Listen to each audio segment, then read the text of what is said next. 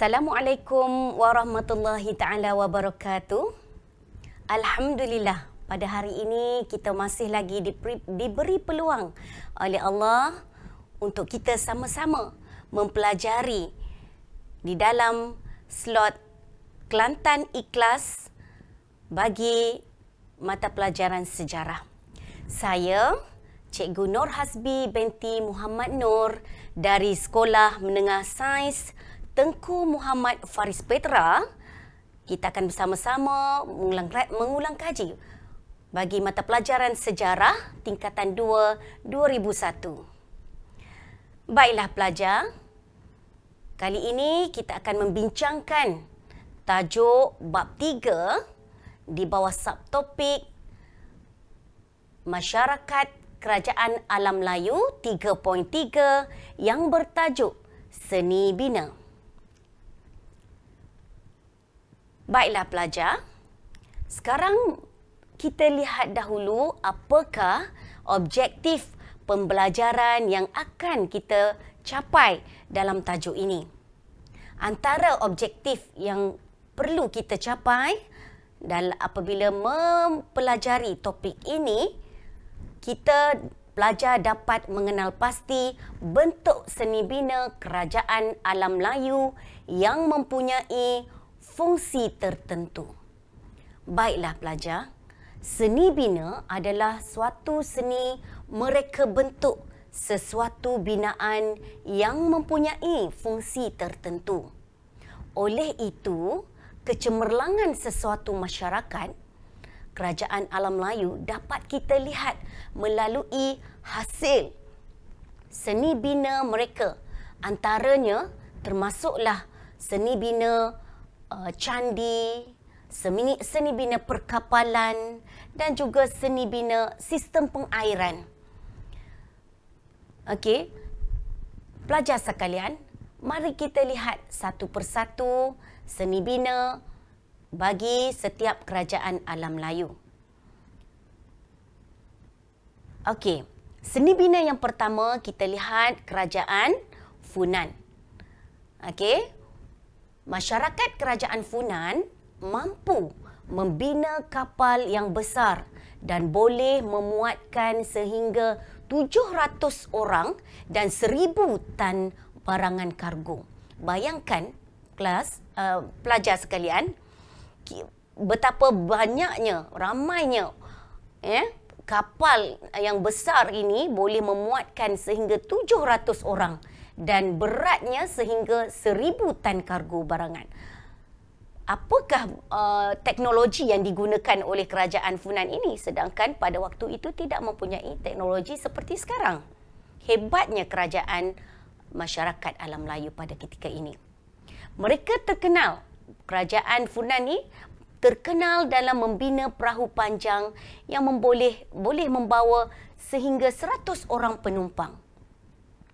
Sistem pengairan juga dibina untuk mengawal limpahan air dan mengalirkan air masin keluar dari tanah pertanian. Okey, selain daripada sistem pengairan, candi juga dibina sebagai rumah ibadat, pusat pendidikan, pertemuan masyarakat. Contohnya, Candi Go Keti di Okio. Okey, seterusnya kita lihat pula kerajaan yang seterusnya, kerajaan Angkor. Macam mana seni bina yang dihasilkan oleh kerajaan Angkor? Masyarakat kerajaan Angkor mempunyai seni bina yang berkait rapat dengan pertanian. Masyarakat ini membina bere yang berukuran 2 kali 8 kilometer yang dapat menampung sehingga 30 juta meter padu air untuk disalurkan ke sawah padi di kawasan sekitarnya. Seni bina kerajaan Angkor yang masyhur ialah Angkor Wat dan juga Angkor Thom. Angkor Wat dibina oleh Raja Suryavarman II pada abad ke-12.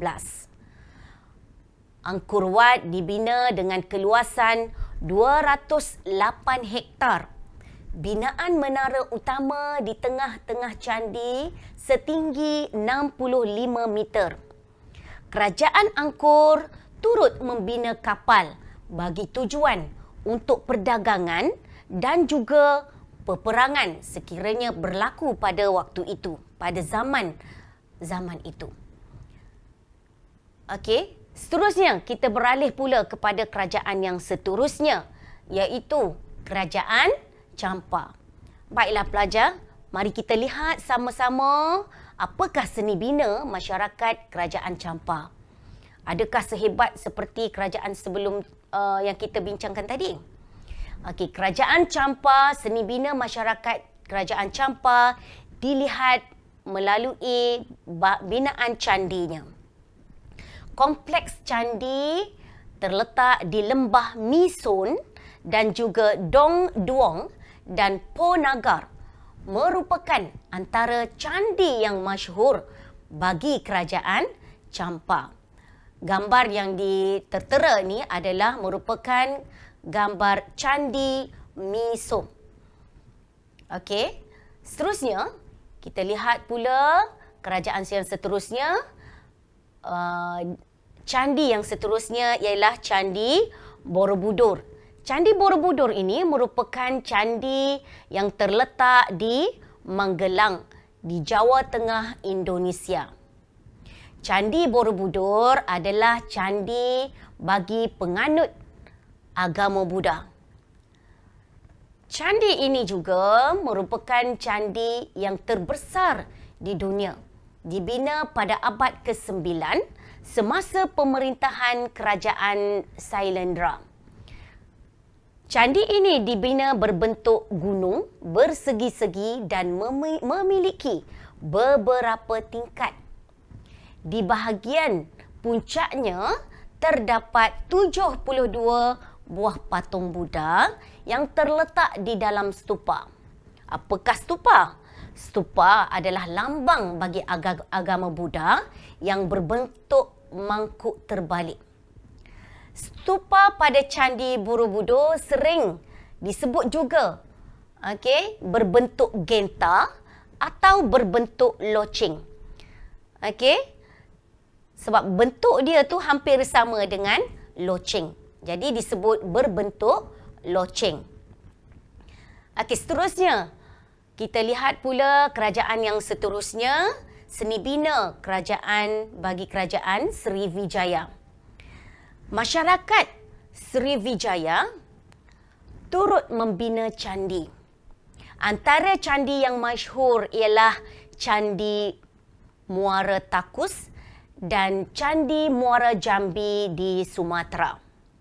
Ibu kota Sriwijaya menjadi pusat pembinaan kapal. Rekod kerajaan China telah mencatatkan Palembang sebagai pusat binaan kapal-kapal Melayu yang besar dan boleh berlayar sehingga ke pelabuhan Tonkin dan Tenggara China. Bukti ini menunjukkan kehebatan kerajaan Sriwijaya pada ketika ini.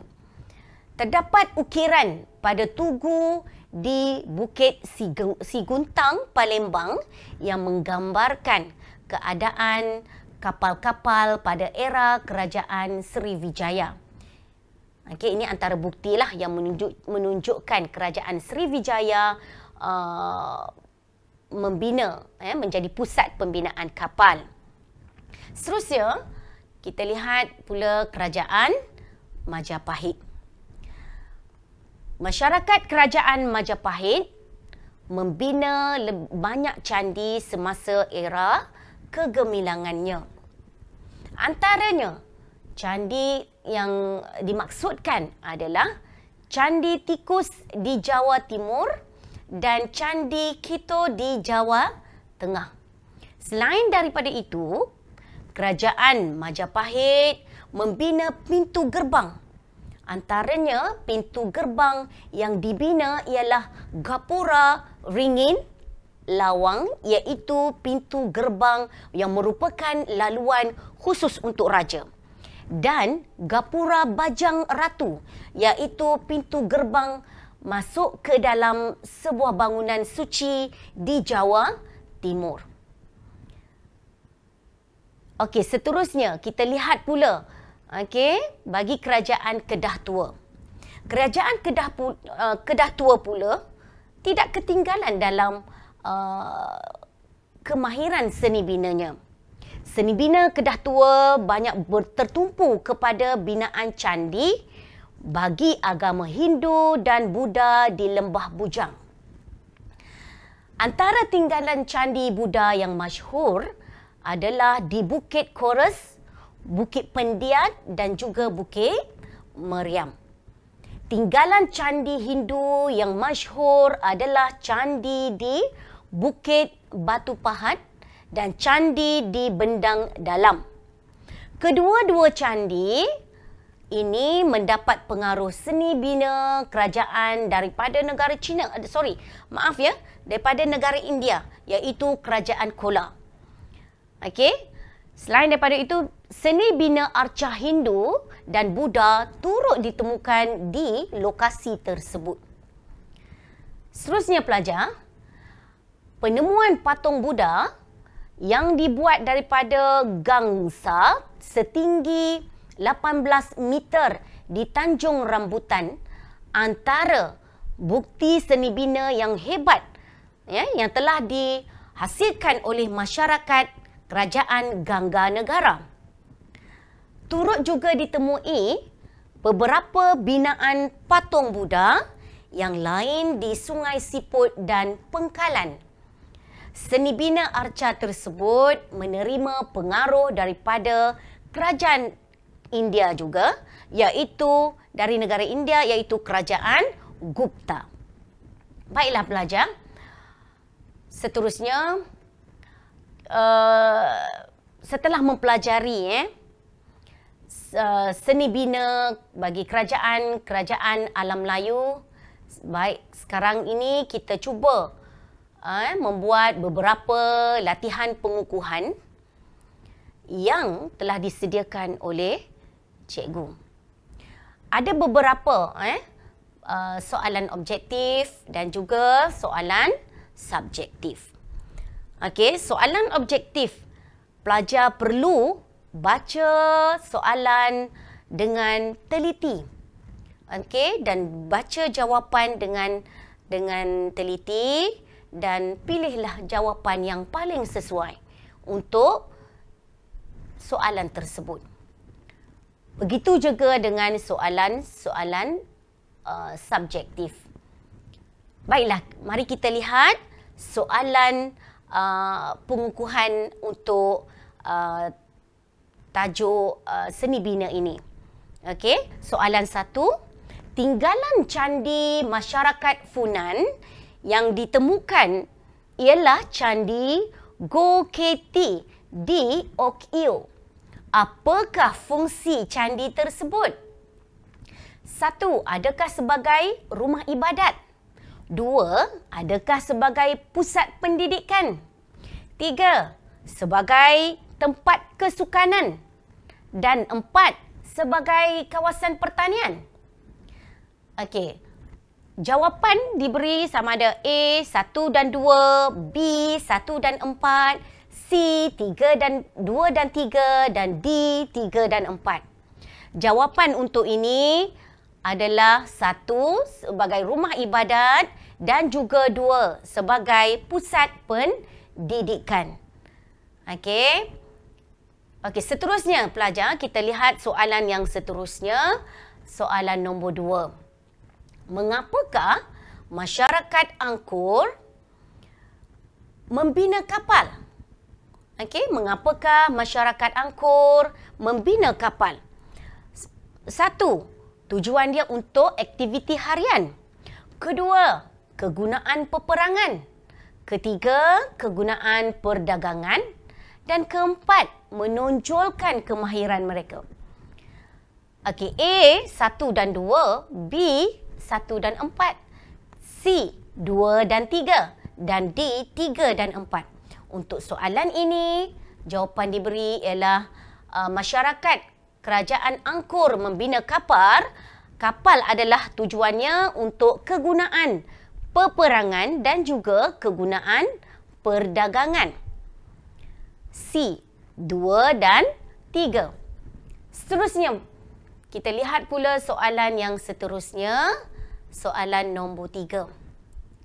Kerajaan Gangga Negara ditemukan binaan patung Buddha di Sungai Siput dan pengkalan seni bina arca tersebut menerima pengaruh daripada A.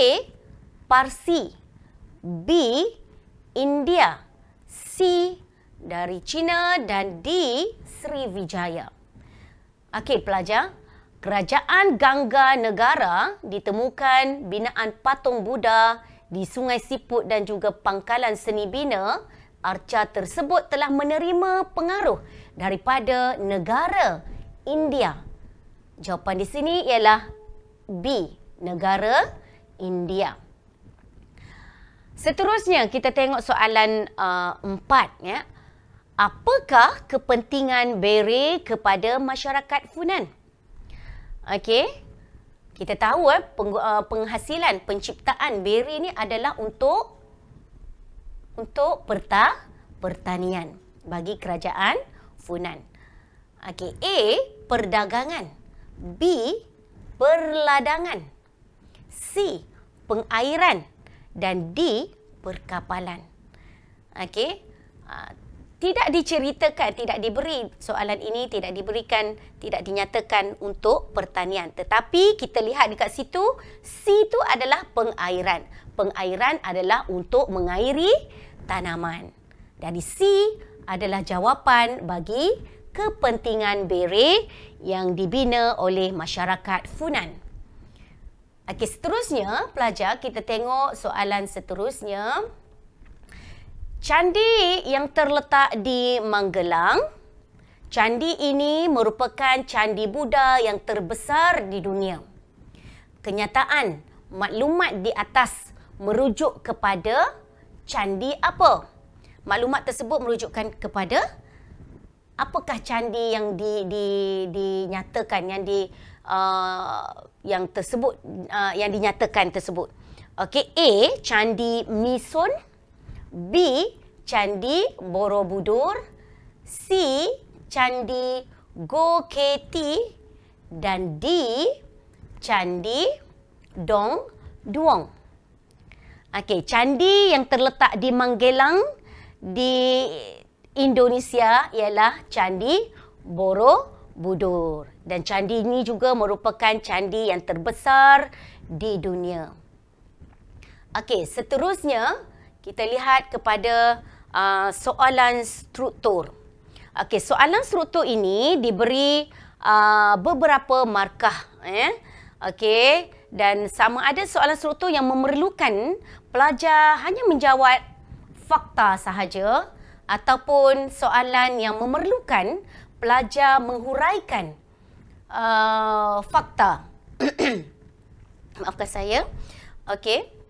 Jadi pelajar perlu lihat ya, sekiranya soalan ini hanya perlu pelajar berikan beberapa fakta, jadi pelajar tidak perlu menghuraikan. Sebaliknya, sekiranya soalan tersebut perlu menjelaskan, huraikan mengapakah, jelaskan. Okey, pelajar perlu menghuraikan. Okey, soalan yang diberikan ini senaraikan 3 candi kerajaan Champa yang masyhur. Soalan diberi 3 markah. Okey, untuk soalan ini pelajar hanya perlu memberikan 3 jawapan sahaja. 3 jawapan nama-nama candi yang terdapat di kerajaan Champa. Okey, jadi tidak perlu menghuraikan. Okey, di manakah candi itu terletak? Tidak perlu menghuraikan panjang lebar. Sebab setiap satu pelajar akan dapat 1 markah. Contohnya jawapan yang diberikan untuk soalan ini Dia nak 3 candi kerajaan Champa. Antara jawapan yang boleh diberikan ialah Lembah Misum, okey, candi yang terletak di Dong Duong dan juga Por Nagar. Okey, 3 ni sudah mendapat 3 markah. Okey, seterusnya, soalan seterusnya adalah soalan yang berbentuk soalan struktur, ya. Soalan ini perlukan pelajar memberi sedikit huraian. Kenapa cikgu kata sedikit? Cuba kita tengok sama-sama, ya. Huraikan sejarah pembinaan Candi Borobudur. Pelajar tidak perlu menghuraikan banyak sebab markah diberi di situ hanya 3 markah. Jadi bila 3 markah, pelajar boleh menghuraikan bagi fakta dan beberapa huraian berkaitan, dan kalau sekiranya ada contoh, bagilah contoh. Sekiranya pelajar tidak memberi huraian tetapi fakta semuanya adalah fakta, pelajar boleh memberi 3 fakta. Sudah cukup untuk mendapatkan 3 markah. Okey. Untuk jawapan ini, fakta diberi, ya. Fakta yang untuk soalan ini cikgu bagi jawapan dalam bentuk kesemuanya adalah fakta. Okey. Okey, contoh jawapan yang boleh kita terima ialah huraikan sejarah pembinaan Candi Borobudur. Okey, macam mana pembinaan candi itu bila dibina, okey, di mana kedudukan candi tersebut, okey, macam mana struktur binaan dia, itu maksud soalan ni, ya, maksud kehendak soalan ini. Okey, mari kita tengok sama-sama jawapan untuk soalan nombor 2 ni. Fakta 1, candi bagi penganut Buddha yang terletak di Magelang, Jawa Tengah, Indonesia. Okey, pelajar bagi kenyataan ini sudah mendapat 1 markah. Kemudian, fakta 2, okey, merupakan candi Buddha yang terbesar di dunia. Masih lagi dapat 1 markah. Okey, sekiranya pelajar bagi tahu lagi, candi ini dibina pada abad ke-9. Pelajar masih lagi boleh mendapat 1 markah. Okey, seterusnya, candi ini dibina semasa pemerintahan kerajaan Sailendra. 1 markah lagi diberikan. Okey, sekiranya pelajar beri lagi. Okey, candi ini dibina dalam bentuk gunung yang bersegi-segi. Ini menceritakan tentang struktur binaan bentuk Candi Borobudur itu sendiri. Masih lagi pelajar ni diterima. Huraian fakta yang diberikan tu diterima. Diberikan 1 markah lagi. Dan sekiranya pelajar bagi lagi, di bahagian puncak terdapat 72 patung Buddha. Okey? Dan fakta tersebut masih lagi diterima dan diberikan lagi 1 markah. Jadi untuk soalan ini hanya 3 markah saja diperlukan. Pelajar boleh pilihlah mana-mana jawapan yang bersesuaian. Tetapi dengan syarat mestilah berkaitan dengan kehendak soalan. Iaitu soalan memerlukan pelajar menceritakan tentang sejarah pembinaan Candi Borobudur. Okey, boleh. Cikgu harap pelajar boleh nampak macam mana cara untuk menjawab soalan struktur. Okey. Okey, seterusnya kita lihat soalan seterusnya. Okey, sebagai seorang pelajar, bagaimanakah anda menunjukkan penghargaan terhadap warisan seni bina negara kita? Soalan ini diberikan 4 markah. Okey, sama ada pelajar nak bagi fakta, huraian, contoh, boleh juga. Kalau pelajar nak bagi fakta 1, fakta 2, fakta 3, fakta seterusnya, boleh juga diterima. Okey, cikgu bagi contoh jawapan yang boleh pelajar ikut ataupun cikgu nak tunjuk macam mana cara cara nak menjawab soalan sebegini. Okey. Pelajar, apa yang pelajar perlu buat bagi menunjukkan penghargaan pelajar terhadap warisan seni bina negara kita? Okey, jawapan yang diberikan, contoh jawapan yang diberikan, yang diberi cadangan lah untuk jawapan ini, dan banyak lagi jawapan-jawapan yang boleh dikira munasabah diterima. Tidak kepada terhad yang cikgu bagi, ini sahaja. Sekiranya pelajar ada lagi idea ataupun ada lagi cadangan untuk cadangan yang diberikan yang tak ada dalam jawapan yang cikgu beri ini, sekiranya munasabah masih lagi boleh diterima. Contoh jawapan yang cikgu bagi untuk soalan ini, pelajar perlu berbangga dengan warisan seni bina.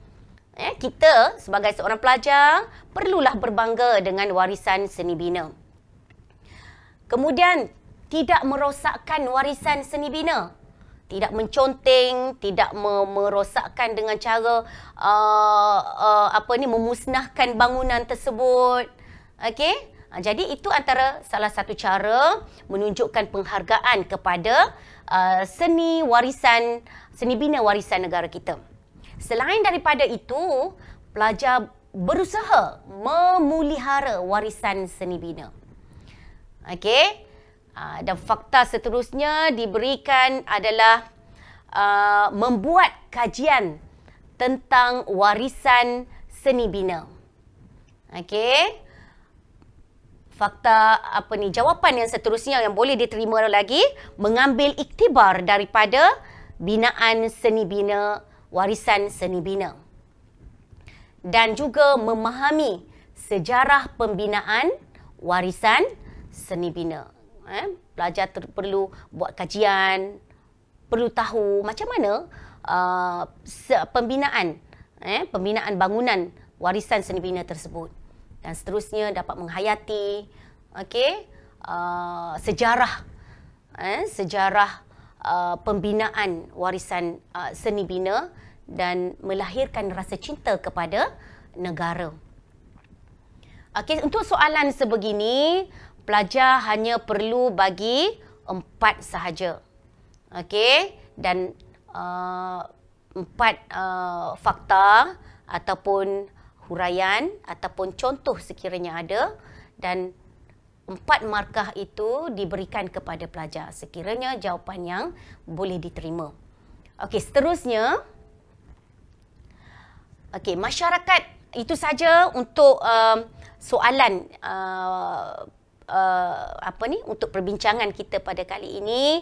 Soalan objektif kita dah bincang, soalan subjektif kita dah bincang, macam mana kita nak menjawab soalan-soalan subjektif.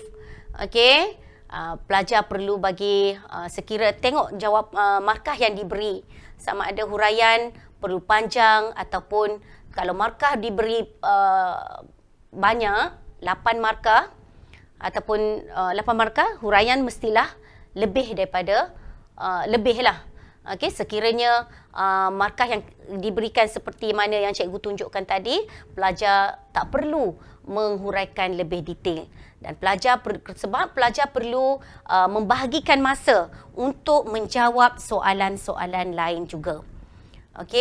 Jadi pelajar tidak perlu menghabiskan masa yang lama untuk menjawab soalan yang mempunyai markah yang sedikit. Sebagai masyarakat, sebagai penutup kesimpulannya kita dapat lihat masyarakat alam Melayu mempunyai kepintaran hasil seni bina mereka seperti perkapalan, pengairan dan pembinaan candi. Seni bina ini adalah antara bukti yang menunjukkan bahawa masyarakat alam Melayu pada waktu itu mempunyai kepakaran dan kemahiran yang luar biasa. Walaupun pada waktu itu tidak mempunyai teknologi seperti yang ada sekarang ini, tetapi masyarakat alam Melayu pada ketika itu masih lagi boleh mencipta seni bina yang kukuh, yang kita boleh lihat sehingga sekarang ini. Okey? Dan sehingga generasi sekarang ni kita boleh lagi melihat kesan peninggalan seni bina yang dibina oleh masyarakat alam Melayu pada ketika itu. Jadi ini menunjukkan seni bina yang dibina pada ketika itu cukup kukuh. Seni bina ini juga merupakan khazanah sejarah kerajaan alam Melayu yang wajib dipelihara dan dipulihara untuk menjadi tatapan kepada anak-anak kita, generasi yang seterusnya pada masa akan datang. Baiklah pelajar, sekian dahulu setakat ini perbincangan kita pada hari ini yang tajuk berkaitan seni bina masyarakat alam Melayu. Cikgu mengharapkan pelajar dapat mengenal pasti bentuk seni bina kerajaan alam Melayu dan seterusnya mempunyai fungsi tertentu yang dapat menghuraikan dengan jelas setiap bukti. Okey, bukti yang ada.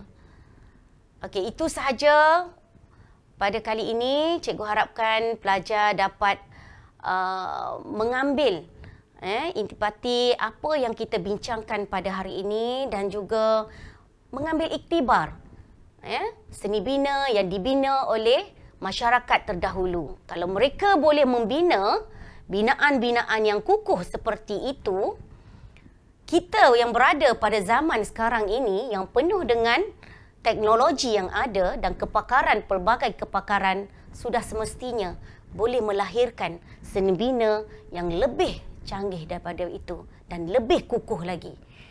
Okey, itu saja untuk kali ini. Cikgu dengan ucapan pelajar dapat menghayati, dapat mempelajari, belajar pada waktu PDPR pada zaman sekarang ini. Kita perlu belajar semua dalam komputer, semua dalam alam maya. Cikgu harap pelajar semua dapat memahami, dapat menerima intipati di dalam subjek yang anda belajar. Tak kiralah sama ada sejarah ataupun subjek lain. Okey. Dengan akhir kata, kita jaga kita. Assalamualaikum warahmatullahi taala wabarakatuh.